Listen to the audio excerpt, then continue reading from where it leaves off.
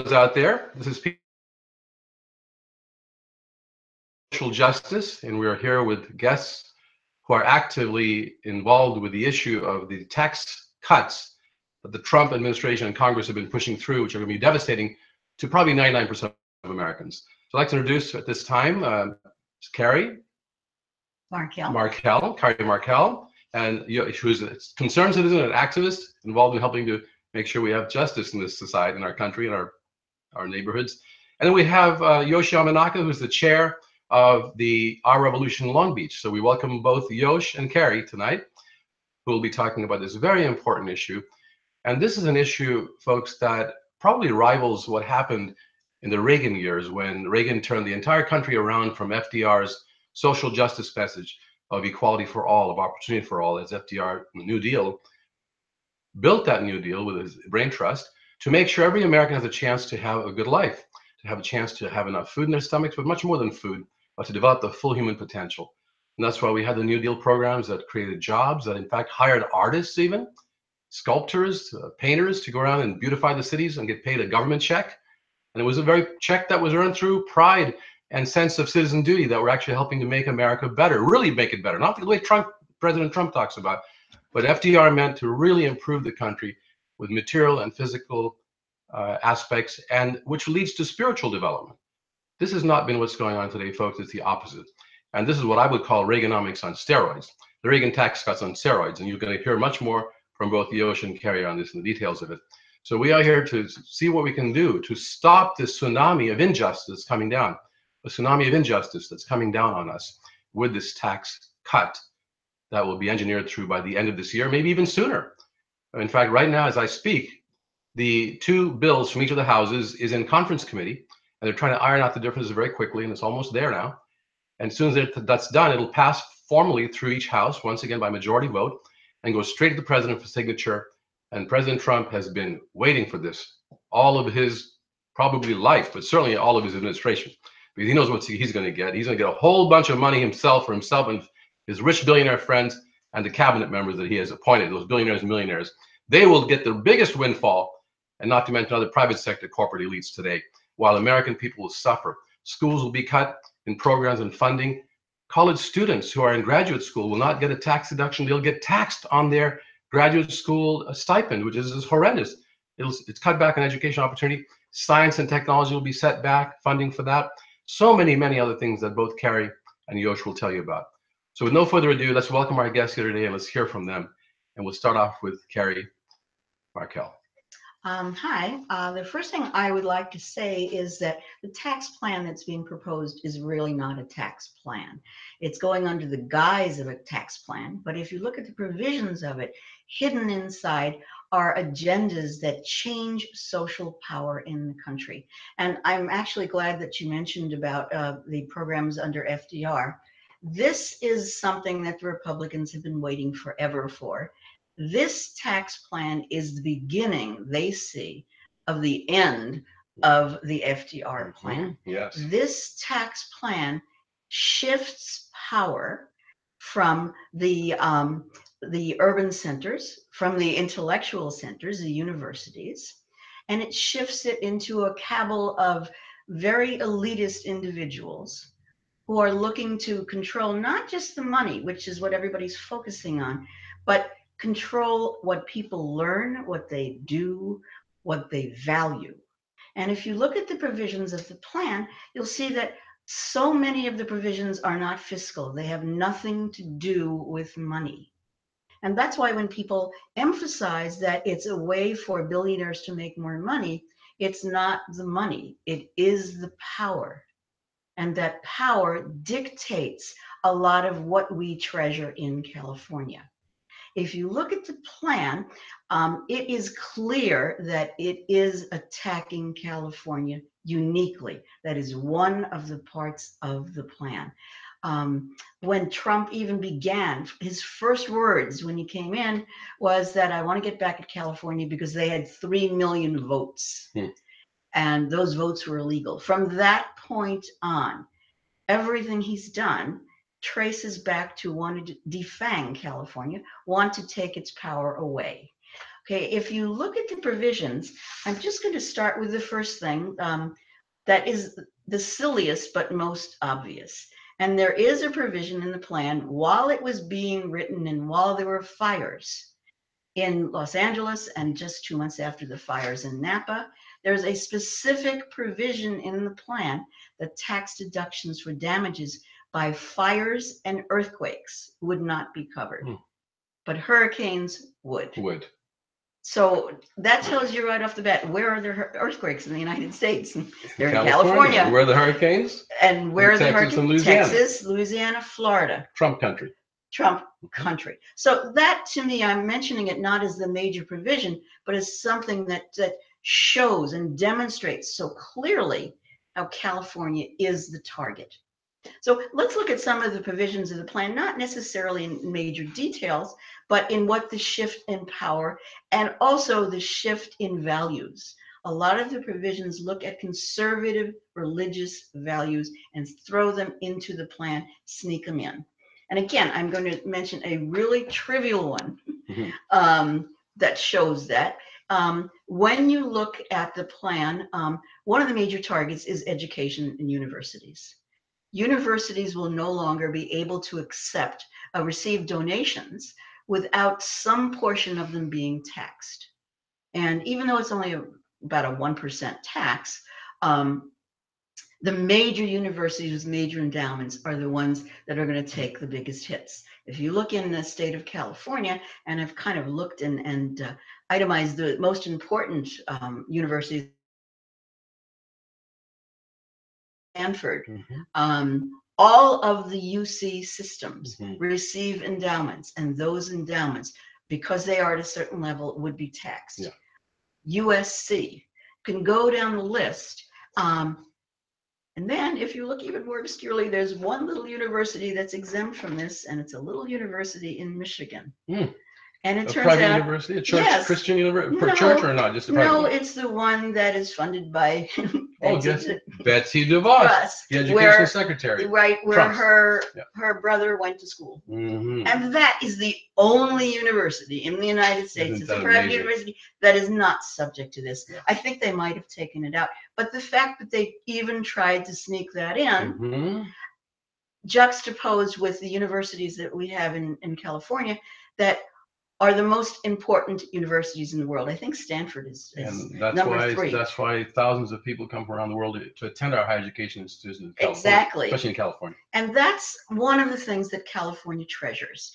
Okay, it treasures education. So again, let's look at a few of the provisions of the bill. If you start with the SALT taxes, and that's the state and local taxes, they will now be exempt from deductions. So we can't use them for deductions anymore. Cannot use them for deductions. That affects California more than any other state because we have the highest income tax rate. State income tax. State income tax. And then we have local taxes. We have Los Angeles taxes. Property taxes. Property taxes. Well, the money for that, it's not just that we're losing this deduction, which, is a bad thing. What those monies are used for are what Californians value. They're used for education. Yes. Those monies are what help the UC system give so many scholarships and provide such a lower tuition rate. Those taxes help universities. Those taxes help municipal programs. They help the elderly. They help the programs for assisted living and for helping access to homes. So it's not just the fact that this is a deduction that's being taken away from us. The state of California has high taxes because it chooses to value the things that we hold dear. When you take them away from the equation, what it's saying is that the federal government is deciding that it does not want us to do that. Yeah, it sure is. And it's a direct assault on our way of life and what we value. So if you take a look at the SALT taxes, if you take a look at the property deductions, now everybody's complaining about that. The mortgage deductions say that you can't deduct anything over $500,000 on a mortgage. There are only 4 areas in the entire United States that will be affected by that. all 4 are in California. By the way, the conference bill right now Is says $750,000. Yeah, but still, It's that's not still housing here affects is way much more than that. way much more, and it'll still affect again Yeah. those 4 Mm-hmm. areas here much more than it will affect anything in the South or That's anywhere else right. in the United States. So it almost seems like there's almost a target on California to some extent, but this Trump administration doesn't like our values, doesn't like how we pay for social programs that are so important to us and an example to the world in many ways. Yes, They just don't like the whole idea of the California lifestyle, which includes our economic justice and social justice values. exactly. And it also doesn't like our values on controlling our own climate. Mm-hmm. Oh yes, that's Okay, big. so even Talk about again, that. Talk about well, it's just a small provision Sure. in this, Mm-hmm. and the small provision says that electric cars Yes, no cannot deduction be anymore. deducted anymore. And it turns out that most of the electric cars in the country Are sold in California. That's right. The plant for those is in California. In Fremont. In Tesla Fremont. is the biggest So one. they're going to affect the employees of that. Yes. Also, the incentive to continue looking at electric cars, which General Motors is doing, Mercedes-Benz is doing. A lot of corporate companies, a lot of companies are doing it. This will be a disincentive in the United States. It sure is. So it's not just saying that there's this tax that we're going to remove. It's saying we want to stop that progress, which is what California is famous for. It's famous for its technology. We sure are, with the cutting edge. And Carrie, I really like the fact that you're tying it not just to raw dollars and cents, but to values about our awareness of the environment, how important it is to get these alternative energy vehicles on the road and keep them there and encourage more of them. He's going right at the heart of our value system, even spiritual values, what concern the universe, the environment part. We are part of the environment, not there to conquer it and to pillage it, but to be part of it. And we acknowledge that in California far more than other parts of the country generally. I'll give you another example of what you're talking about with even the religious values. Yes. Okay. At this point, there is a tax on higher education. Okay, as you mentioned, there is a tax. Well, there's a tax on interest loans for students. Yes. Graduate students who receive tuition waivers are now going to be taxed. Okay, so that's at a broader level. They're attacking higher education. At the same time, there is a deduction for expenses for education for those in grades 1 through 12. Okay, so what does that do? That takes away the emphasis that we have on public education. Yes. It puts it into private education, and it also puts it into religious schools. Yes, and to Betsy DeVos's complete and to her goals, what she wants. Exactly. I have one more thing about teachers. The public school teachers had deductions for when they bought material for their students out of the love of their heart, because the public sector is not providing it anymore. These teachers have been putting up to $500 a year, maybe even more. Yosh, you're a teacher.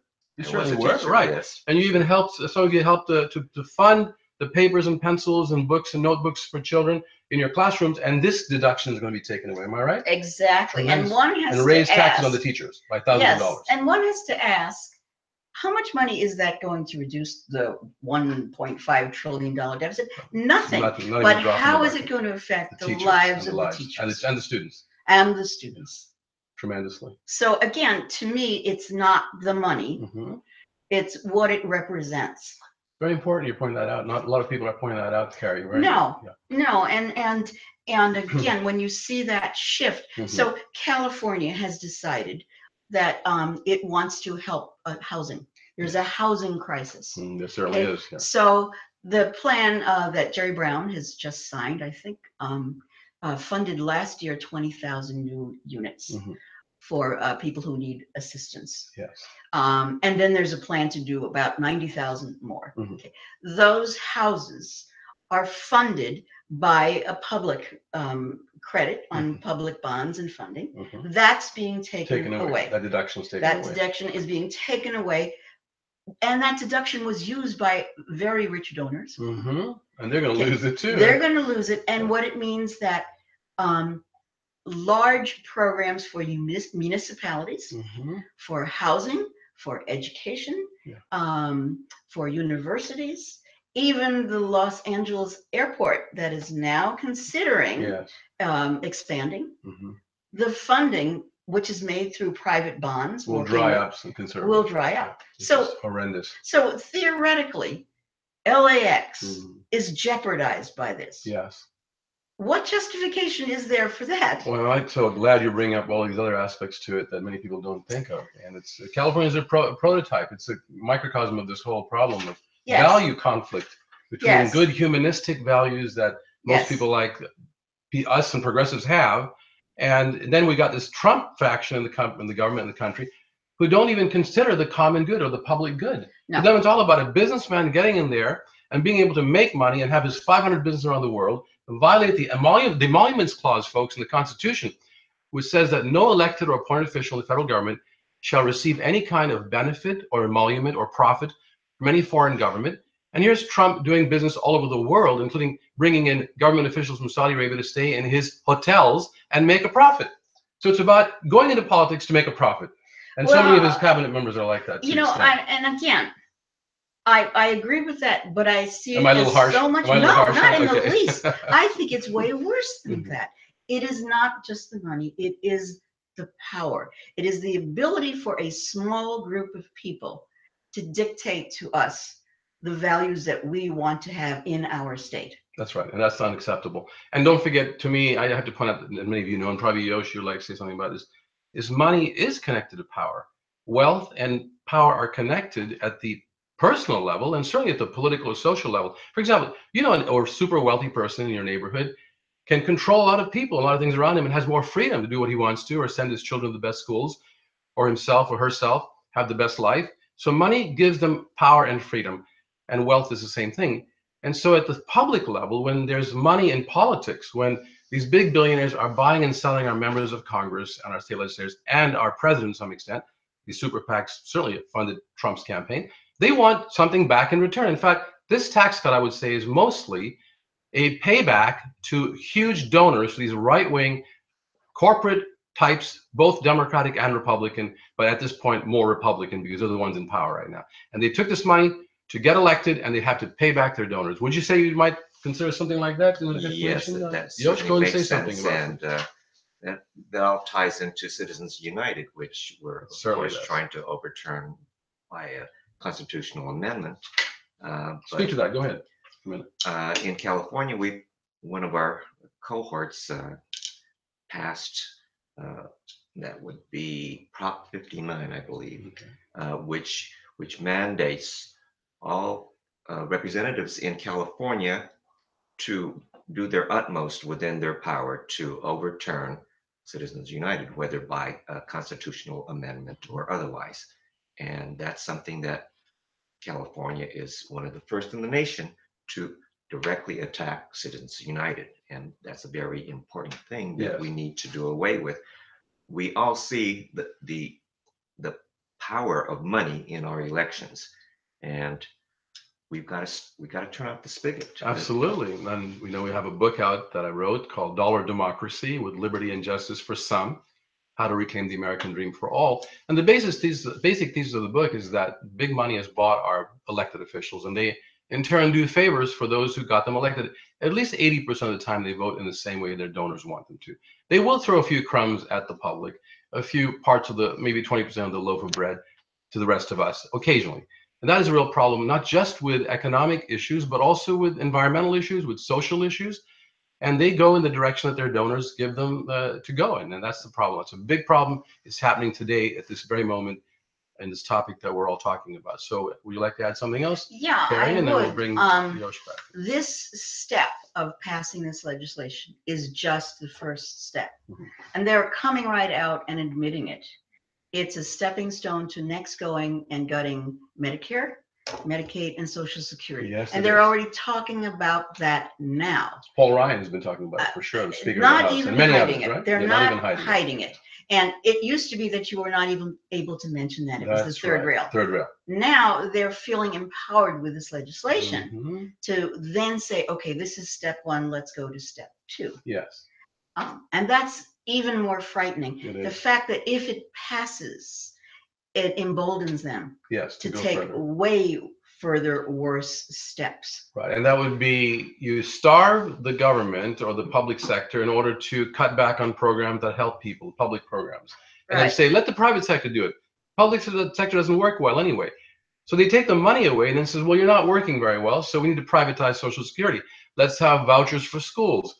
Let's have Medicare go into a competitive, so-called competitive system across selling insurance across state lines. That's the Trump solution, to privatize Right. the what little public system we have in healthcare, which we should have a single payer, universal public healthcare nonprofit system as they do in Canada, as we do here for the elderly in the United States, called Medicare, and just make it Medicare for all. No, no, no. Trump is going in the opposite direction, as is Paul Ryan and all the Republicans and a few corporate Democrats, but most Republicans are saying they want to free up the market. Have you ever thought about health and how can that be commodified? Health is a spiritual value. It's a spiritual aspect of our consciousness, of our spirit, of our concern of each other's life and quality of life. And you cannot buy and sell healthcare. I always gave my students the example. I said, and they kind of liked it, I think. I said, imagine when you go shopping for shoes or for clothes, you're usually in pretty good spirits. You have some money in your pocket. You want to go out and get a little fashionable here and there and pick the shoes that you like. And you don't mind comparing for the best price, for the best product with shoes. With healthcare, when you're shopping for healthcare, you don't have much of a choice. You have to wait for the enrollment period for a whole year. Then if you do get sick in the middle of the year, you're stuck with that insurance company right now, and you have no choice when you are sick to go shopping for healthcare. You're not even in your possible fully set up situation. You don't feel normal. You're not in your right mind, so to speak, when you're facing cancer, let's say. How can you shop for healthcare when you're facing cancer? This is outrageous, atrocious. No other country does it this way. Am I right? You're right, and it's The also advanced industrial with countries. healthcare. Yeah. It's a much more tricky issue than other things. People say that you need competition. Well, first of all, competition is how do you choose a doctor? You don't know anything about them. That's right. Okay, so then you choose your doctor. Once you choose a doctor, you have no choice whatsoever. He's the one who tells you what tests to take, how many, where to go. It's his decision. We want it to be his decision, his or her decision. They've studied for years. I don't want to take it away from them. So to use But the instead, idea of follow up on competition, that thought for a second. It's not just the doctor's choice anymore. It's most often and now the it's the HMO, the insurance insurance company's companies, choice. and they do Exactly. it based on what the costs and benefits are. Exactly. Dollars and cents. Well, the reviewers but in go right healthcare are now are technicians. Yeah, they're not They're medical not doctors no, or anymore. nurses. Yeah. But again, if you look at the whole healthcare issue and this particular bill, it attacks everything about it. If it takes away the mandate, it destroys the insurer industry. Yes, it does. If it puts bonds that are not allowed in hospitals, it doesn't allow them to grow. If it affects medical schools, it affects the number of doctors that are put out. Right. So it's not just the money.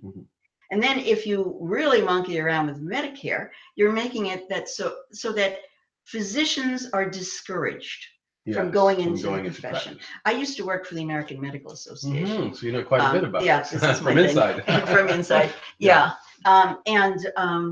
This was many, many years ago. And they were talking about how doctors decide where to set up their practice and what practices they go into. Well, right now, they're taking away incentives to go to different states, rural areas, because Medicare won't pay as much. Right. They're taking away the incentives of choosing what your specialties, or people are going into ophthalmology because Medicare pays higher. And we need a lot more general practitioners. And exactly. So this is really disrupting the entire way healthcare is delivered, distributed, and thought about. And then if you take it even one step higher, they're taking away some of the incentives for research and some of the deductions for research. Well, that's what the United States does. And we're known for that, cutting edge research. And we want to be. And we want to be. And we want to be that for healthcare. But given that they're cutting back research and they're making the prices so high, we have the best healthcare system in the world that Saudi Arabians can use that we can't afford. That's a good way to put it. Let's hear from Yosh for a minute, if you don't mind, on some of these issues. Yosh, pick up anything you'd like, sir, on this particular. Anyway, let's show them at this. Some let's point, do it right yes, now. I know Kerry has been shying away from the statistics, but CNBC. Yes, that's pretty good. Actually, we've got. Raise it up, or is it okay? No, that's fine right there. CNBC posted this earlier today, and it really shows what will happen. Up here is the top tier, the 1%ers, and you see that the green is the tax benefit that they will get. Now in 2029, you can see that nearly 100% of the 1%ers are going to get a tax benefit. You can take a closer look on our website. We got it posted on Our Revolution LB. Okay. Facebook. Our Revolution LB. Facebook, Our Revolution LB. And it's at some point later in the program, I wanted to do a political pitch for all citizens to reach out to your friends and family. If you've got friends and family in 9 specific Republican congressional districts in California, these 9 Republicans are vulnerable to they need to be answerable to their electorate. And it's up to us to put the pressure on them to say, look, I'm an almond farmer, or I'm an almond picker, and if this law goes through, I'm going to lose my income, I'm going to lose my job. It's going to impact my community. There's a lot of people in California that are going to be hurt. So this is a nonpartisan issue. You want voters everywhere to talk to That's their members of Congress, especially the Republican members who actually support this tax cut. Right. Because much more, the Democrats don't support them, all right? None of them are voting for it. Right. None of the California Democrats will be voting for the tax bill. But and in fact, we've got 3 Republicans in California that also oppose the tax bill. Darrell Issa. And Ed Royce. And they're hearing. What about Dana Rohrabacher, the congressman next door leader? I believe Rohrabacher yes, he also is. Has felt the pressure of his constituency That's the key. and voted the right way on behalf of his California constituents. Yes. But we need to reach out to the other 9 Republicans who are amenable to pressure. There are 2 Republicans who are not amenable to pressure. One is Kevin McCarthy, because he's way up in the leadership of the Republican Party. He's the majority leader in the House. And he's trying to keep a tight rein on the Republican caucus, who is not beholden to the voters, is Devin Nunes, because he sits on the Finance Committee, and in fact, he's on the Conference Committee. And so he is actually writing the bill as we speak. And he is probably not amenable to changing his mind. Exactly. But the other 9, and we've got this posted on. Let's do that now, if you don't mind. Sure, not at all. We're going to have 10 more minutes left. We want the public to call in here. People out in the audience, please call in and let's hear from you and what you think about this and what your suggestions are after we get through with this short presentation on what the Yoshua. So I'm going to start from Southern California all the way down in San Diego. The first one is Duncan Hunter, and he has offices in El Cajon and Temecula. Then we've got Mimi Walters, who has her office in Irvine. Ken Calvert, who is out of Corona. We've got Ed Royce, who is in Brea and Rowland Heights. And Steve Knight from Simi Valley, Santa Clarita, and Palmdale. These are all within our neighborhood. Then we go up north. We've got David Baladao of Bakersfield and Hanford. We've got Jeff Denham of Modesto, Paul Cook of Apple Valley and Yucaipa. And finally, we've got Doug LaMalfa of Redding, Auburn, and Oroville, right up there on the Oregon border. Yes. So these 9 Republicans are amenable to pressure, and it's incumbent on us to reach out to all of our friends and family and say, listen, if you have a Republican congressman, please call and let them know you're opposed to the tax bill, because we still have time. We have 1 week before it comes up to a vote. Yes. Okay. And so it'll be here before you know it. Yes. Time is short, and it's very important that we get those phone calls into those Republican congressmen. Can I make a comment Yes, about certainly. that? Each of those individuals that are the ones voting for the bills, each one of them represents about 700,000 people in their district. And what they're saying to us is, my 700,000 people are more important than the 39 million in California. Because any vote for this bill is a vote against the entire state. Against California. And to my mind, it's almost treason. it's saying that you care that much about the small numbers of constituents that you're not seeing the broader picture. Let me make a point about that supports that. Is in the House of Representatives, it's the one house where, and probably the only one, where you don't have to live in the district that you represent. Oh, I didn't You just have to know live in the that. state. Well, you have to live in the state, which means that the state delegation is supposed to represent the whole state, Exactly. not just that narrow geographical Exactly. district. Unlike for state assembly, state senate, Right. U.S. Senate, you have to live in your own state. Right.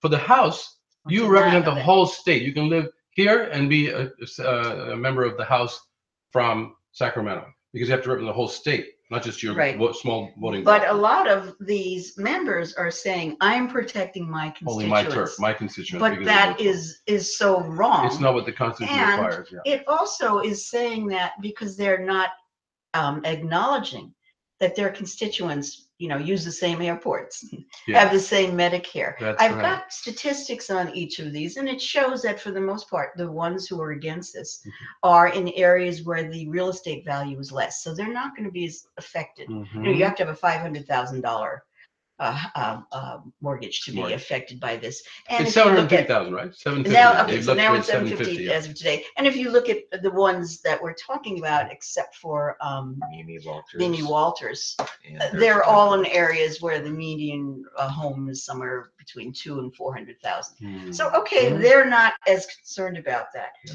But if you look at other things that concern them, and Yoshi and I were discussing this about the almond growers, and the reason we were discussing it is I think about half of these live in the Central Valley. There's a provision to change the export tax. There is a special provision that allows you to pay less on your profits if you are exporting to another country. They're taking that away, which will devastate the almond industry, which is worth $5 billion a year to the state. And certainly in that swath of Central Valley areas, all of the people in that constituency will be affected. And yet they're not complaining about that. They probably don't know about it yet. Well, some of them, the workers or whoever, maybe they should complain. And that's the they better point. Get informed about it fast. The point is that maybe we should make this available to put up. It's going to be on these bullet points. Yes, we should. That the people in California and in the country are kept in the dark on purpose. This whole bill was made in the dark. The changes of it came so fast, and I was mentioning and written into the margins. And they're written in the margins. The margins, handwritten. And they're doing that because you can't really attack a moving target. This target moves daily. It's whatever horse trading existed that day to get a provision into the bill that would get that person's vote.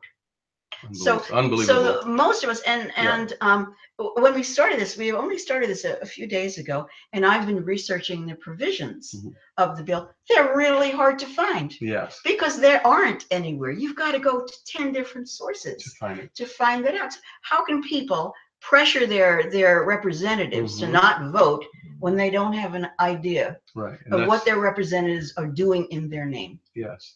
And that's got to border on the line of unconstitutionality, because the American democracy and the constitutional principles require transparency, accountability on the part of the elected officials to their people and the whole people of the United States or the state. So this connection there has to be between the elected officials who must represent people and not hold back information from them, not obscure the process as they're doing right now. It's exactly against the American way and the constitutional way. I think these people will be held accountable for this. Well, they're even holding it back against the Democrats. Democrats can't even see it. Even the rest of the members of Congress can't see it. So imagine in California what that impact is. Oh, it's tremendous. And I think it's completely counterproductive for everyone here. I'm glad that you're helping to expose this, to put the truth out there about this issue, which is an issue that concerns all of us in our state. And obviously the other states are going to be impacted as well. And, in New York, they've got the similar types of situations where New York, being a high tax state, is going to be penalized because the state and local tax deduction is limited and reduced. It's going to make New Yorkers pay more money get less money back, and therefore they're actually suffering from a lower income. And that's going to be a horrible thing for them in New York as well as California and other states. But I think there is a regional focus, as you mentioned. The red states, so-called red states that have predominantly Republican voters, are where most of these Republican senators come from and members of Congress. And these are looking only at America as in the sections of America, not a one United States of America, but portions of America. This is our portion. We're the red portion. We got to take care of our people. We got to get elected, and those folks care about us. We care about them. It's almost like the way Trump ran his campaign back in 2016. He targeted certain groups of people in certain states to get their votes narrowly and played to their prejudices, to their biases, and to their ignorance about what really is causing their problems. And he divided and conquered. And he won. He lost the popular vote by 3 million votes to Hillary Clinton. And yet he won the electoral votes because of a system, which I, by the way, support abolishing electoral college. I've already written an amendment to abolish it. I've written an amendment that I had attorneys look at it. It's ready to go. It's modeled after the 17th Amendment of the Constitution, which abolished the appointment of U.S. senators. The 17th Amendment, at the turn of the last century, actually allows us to vote for our senators directly because the Constitution was amended. It's time to amend our Constitution now with a 28th Amendment to abolish the Electoral College and let the people choose. Wouldn't you agree? We have to move to democracy. Even within the Democratic Party, we got a problem here with superdelegates. Superdelegates reflect an Electoral College type of bias where a few people at the very top, huge number, not few, about 1/3 or so of the delegates, override the power of the other people who are elected as delegates from among the actual voters. And I think we should really work on abolishing superdelegates as well in the Democratic Party. It's ironic the Republican Party didn't have superdelegates that could do that. They only had like 3 superdelegates that represent the member of Congress, and that's it. And they had to vote the way the state went. So it's so ironic that the Republican Party in the primaries was pursuing more of a people-oriented, people meaning the Republican people-oriented power structure than the corporate Democratic Party dominated by the corporate elites within our own party. And I think it's time that we get rid of superdelegates while we're doing this, and the Electoral College. What do you think? Well, I think But that's a different issue for another day. But pointing on some of that, yesterday I think was one of the most significant developments. It certainly period, was. In With Doug Jones' Alabama, election in Alabama. because it's said in California, a lot of the representatives here think that they cannot be defeated. Mhm. They are above it. They've had the power for so long.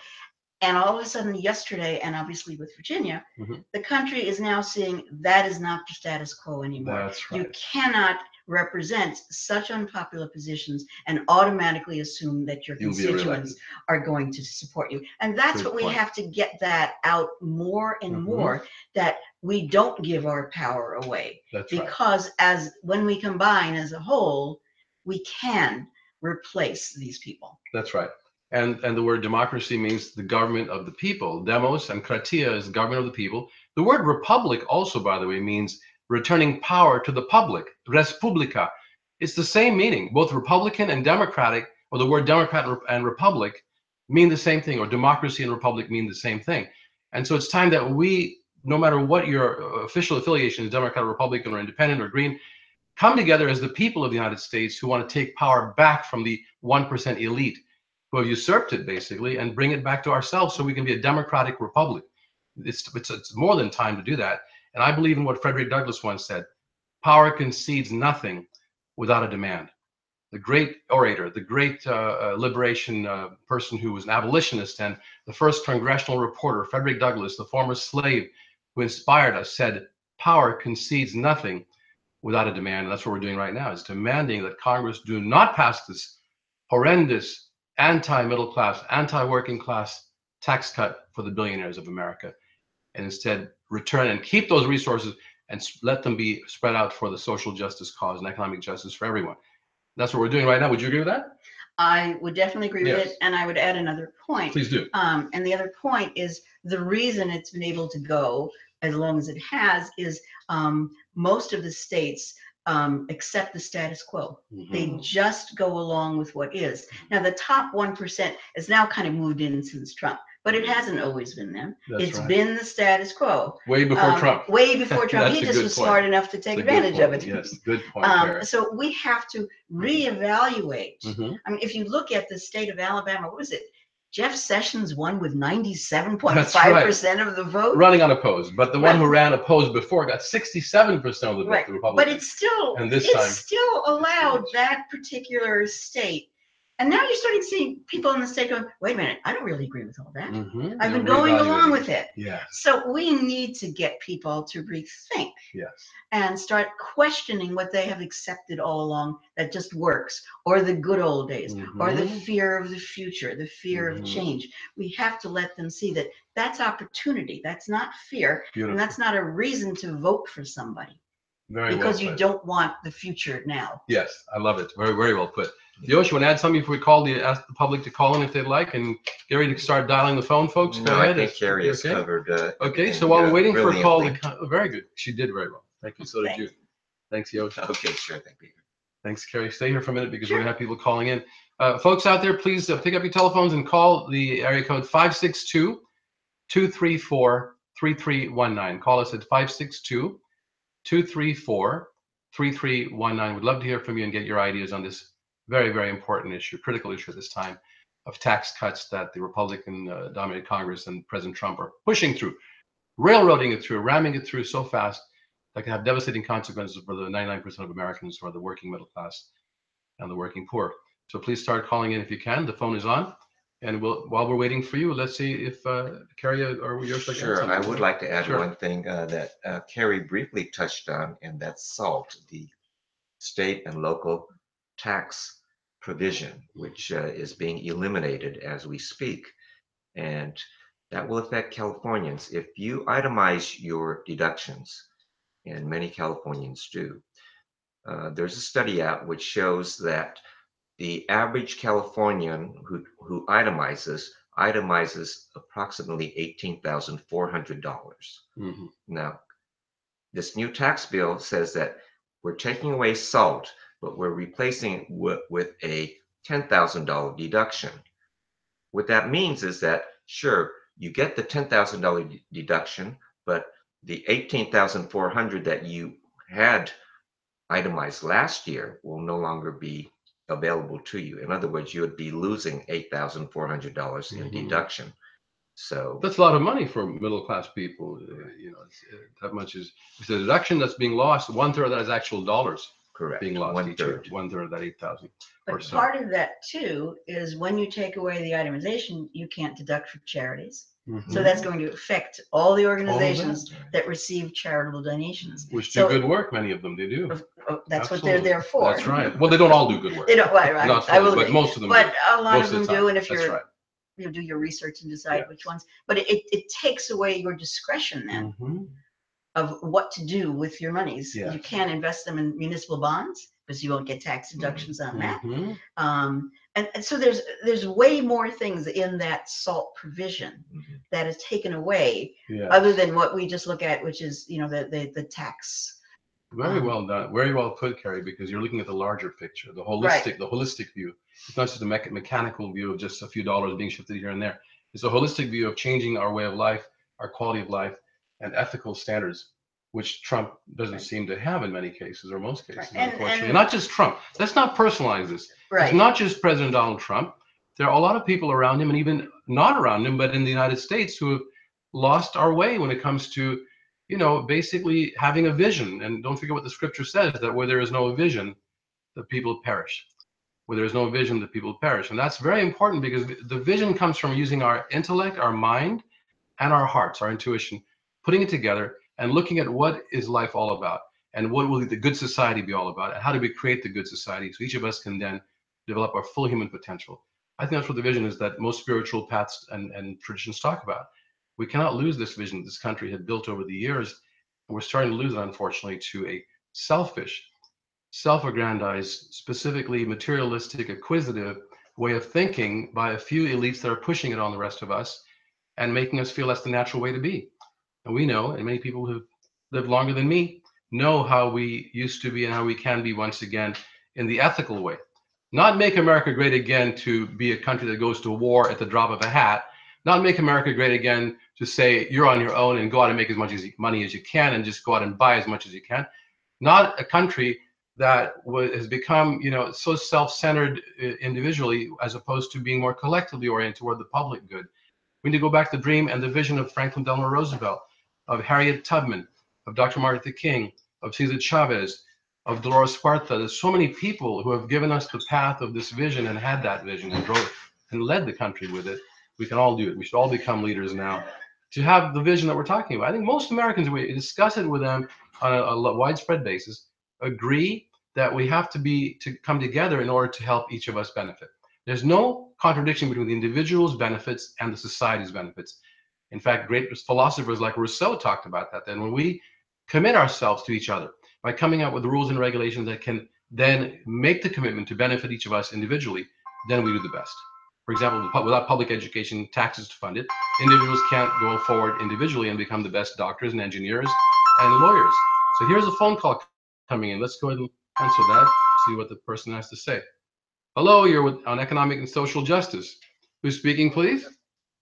This is Brett Covey. Oh, hello, Brett. Can you please, thanks for joining us on the phone. Let's hear from you in terms of what you have to add to the conversation or questions you might have. Well, first of all, I'd like to thank Carrie for what she's very insightful. There's some things that I never really thought about this as more than just a money issue. And Yosh Yamanaka is talking about our revolution. I'm a part of our revolution. I strongly believe we need to all come together, the progressives, the Democrats, even Republicans need to come together. And what do we have? Progressive Justice Democrats, right? Mm-hmm, yeah, We I've heard have of them. the Socialist Democrats. And the Progressive Democrats of America, PDA? Yeah, we're all coming together to work together. This is a time of change, and I see a lot of excitement out there.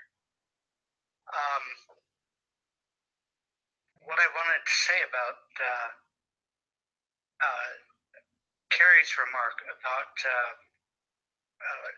I'd like her to talk more about that, about how this is kind of a power play, because I believe that it is. This is not about money. This is about power. Carrie? Yeah, I will talk directly to that, but I wanted to add one more point, and it addresses a little bit of what you're saying. When you look at the new tax bill, it takes away what we value the most as Americans, and that is our freedom of choice. Mm-hmm. It limits our choices about how we can use our money, our time, our sense of responsibility. So I'd like to, again, add that too. When you look at the shifts of power,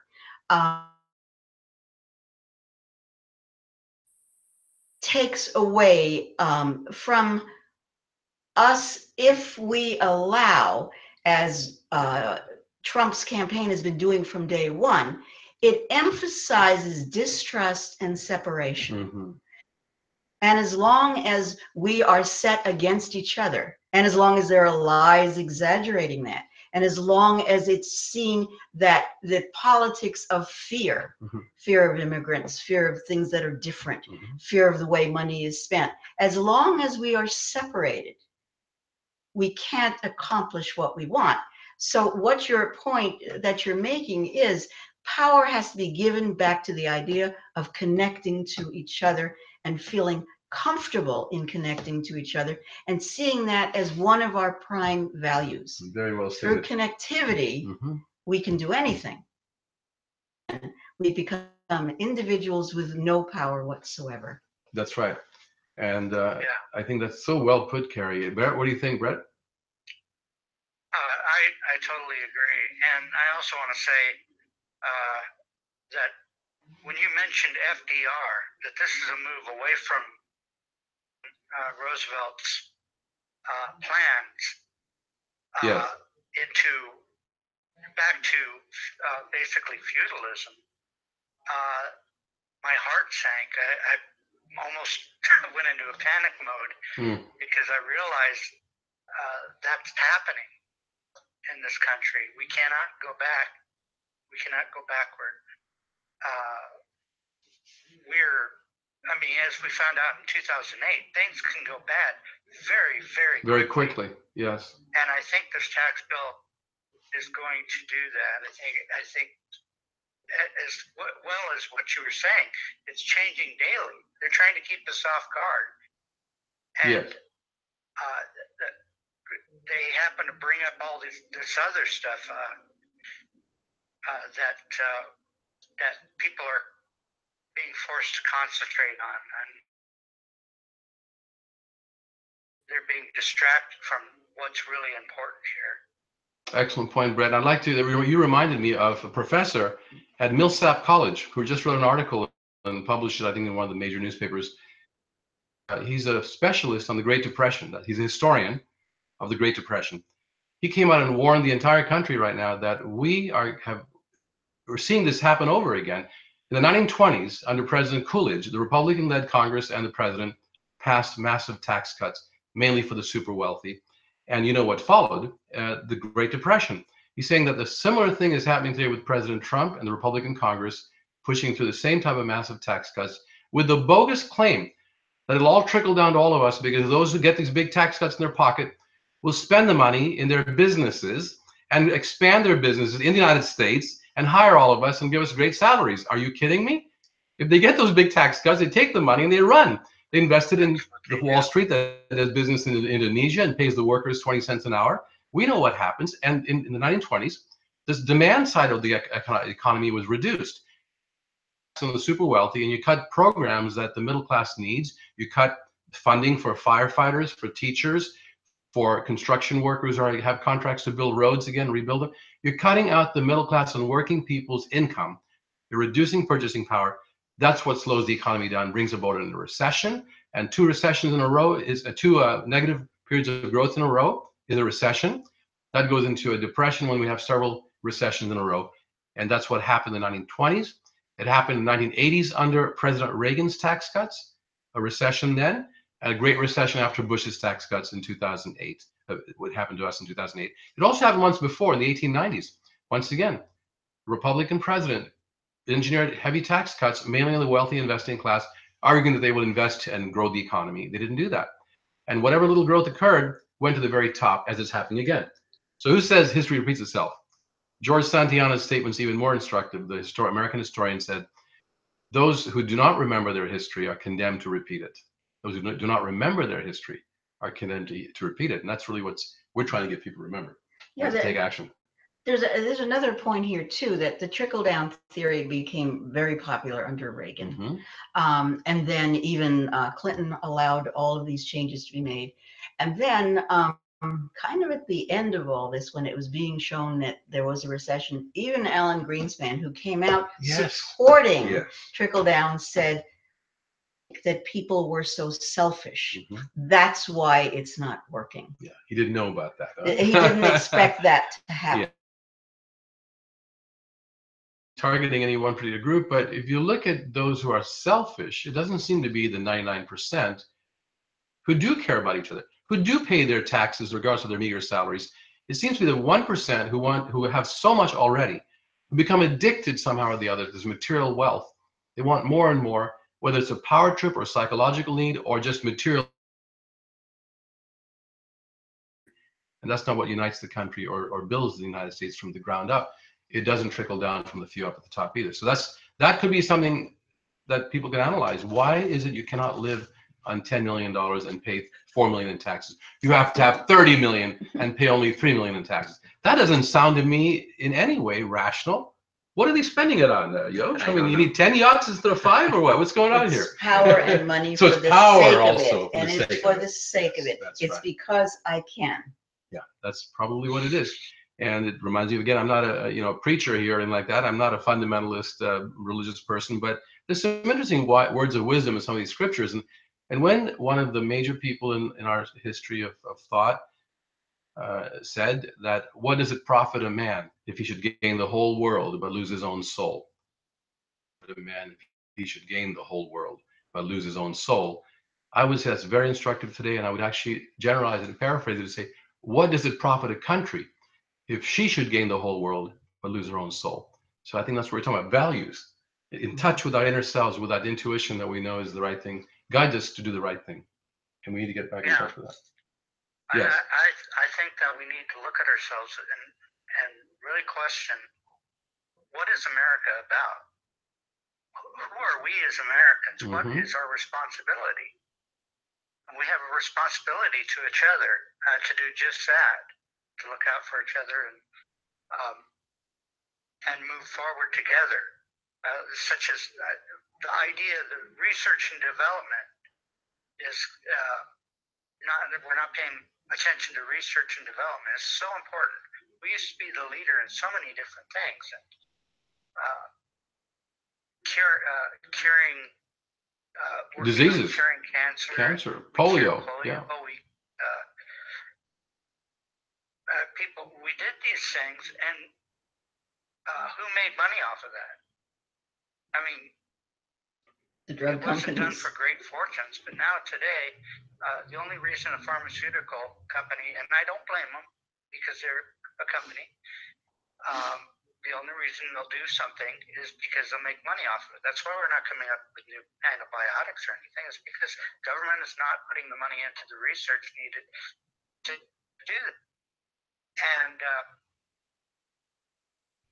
And that's what I think about it. Some people might call that socialism. I call that staying alive. And I call that humanitarianism, keeping society alive. It's a gift that we give to the world. Mm-hmm. Other countries do it. We should do it. Absolutely. We've been cutting back on research. Now, in this bill, there's going to be cuts in scientific research and development funding at the universities. And this is a horrendous thing. And not to mention that our infrastructure, which has been falling apart over these decades, the American Society of Civil Engineers folks have said that we need over $3 trillion to rebuild our infrastructure and bring it back to par. And we need to start on that right now. Trump promised during the campaign to put money into the infrastructure. It hasn't even come close to fruition because he's messing around with tax cuts. Structure and expand the backbone of our economy and society without having funding. When you're giving away money to billionaires, it doesn't make any sense at all, does it? So, Brett, what do you think of that? No, I agree. Very well put, my friend. I think we will, let's see what time we have here. We've got a few more minutes, about 4 more minutes to finish up the program, which ends at 7 o'clock. So let's hear from you. Want to say a few more things, Brett? This is great. Thank you for calling in. Thank you so much for calling in. You're great, offering your great ideas for us. Go ahead. You can say what you like to end. I would just urge your listening and viewing audience to go to our website, Our Revolution LB, on Facebook, where we have posted both this chart prepared by CNBC, showing where all those it's gonna go accrue to the top 1%. There, by 2029, they will reap the great benefit, the greatest benefit from these tax cuts. And the big corporation, which is owned by them, will get the biggest cuts. Right. Very instructive that the small tax cuts that the individuals get, mostly middle class and working people, come out to just a few $100s a year, and they expire in about 4 or 5 years. The tax cuts that the corporations get are in the hundreds of billions of dollars, and they expire. They don't expire. They're permanent. Right. In this plan. That tells you what the priorities are of these people. Actually, at the top, we're doing this. If you look at the sales tax provisions, individuals can't deduct that, but corporations can. Look at that double standard. Right. So we know what's going on here, and I think it's time that we all come together. As the wonderful folks here to my left and right have put forth the idea that we stand together. Actually, there's a statement that we hang together or we hang separately, right? You've heard that little humor, depart that way. So I urge everyone out in the audience to make sure we come together and call your member of the House of Representatives, your Congress member, and your senators to let them know to vote against this bill as it comes to them this coming week or next week, and prevent it from going to President Trump's desk for signature. With us, folks, and until we see you next time, good luck. Take care. Bye-bye.